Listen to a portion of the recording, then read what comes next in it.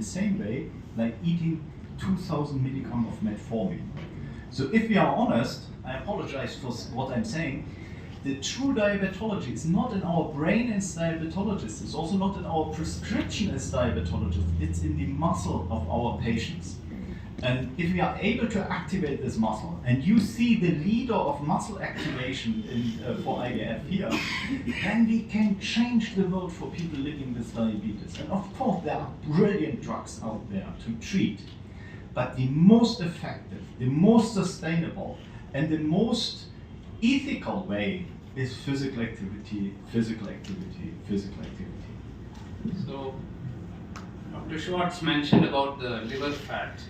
More and more we are understanding the fat is not just in the liver, by the way. It's also in the muscle, it's in the adipose tissue, it's in the pancreas, it is in the heart. Everywhere where fat should not be.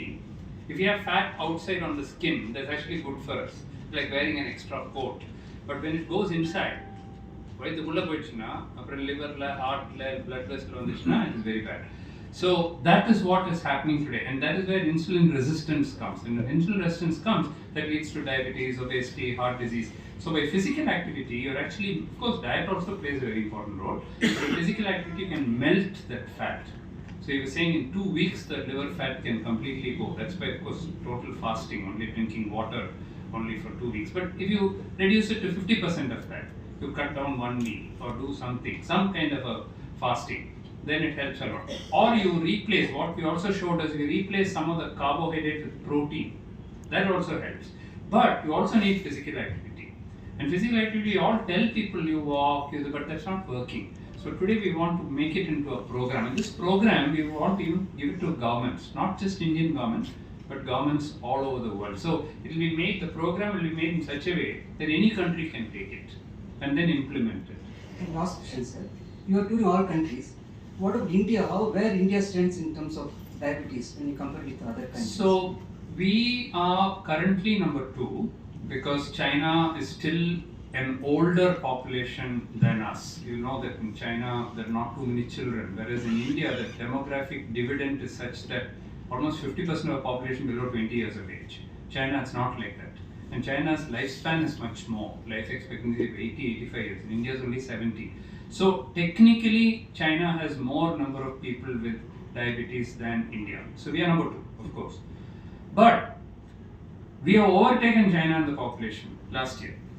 And now China's population is going to go down like that. And our population up to 2050 will keep going up. So it's only a question of time. The next 5 years, I think we'll completely overtake China. It's not a good thing. We don't want gold medal in number of diabetic patients. But that's going to happen, unfortunately. And Chinese are much more active. If you see the number of gold medals they win in the Olympics, they are winning much more than us. They are physically active. They have cut down the carbohydrates. They're taking more protein. We have not yet reached there. So we have got a long way to go. About China and India, for example, China has learned already in kindergartens, in schools, the children are involved in embedding physical activity in their daily behavior.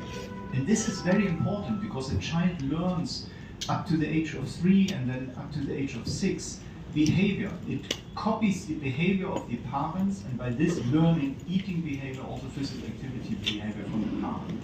So this period is very important. Yeah? If the parents are physically active as a child, yeah, the child embed this into the brain.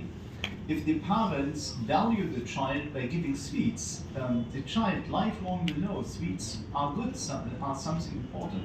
So applying this scientific understanding of behavior to improving physical activity behavior, this is what the new group will do. And if I'm allowed to dream, yeah, the tandem, yeah, imagine if there comes a global strategy of dancing away the diabetes by 10 minutes active dancing every day. And this is something, Dr. Anjana said, screen time on the smartphone is a solitary determinant of increased risk. But if the people have the smartphone in their hand, yeah, let's use the smartphone to turn it around, to track your dancing time every day, and do this worldwide, and we will very, very strongly working with leaders like Dr. Anjana to make this a reality globally.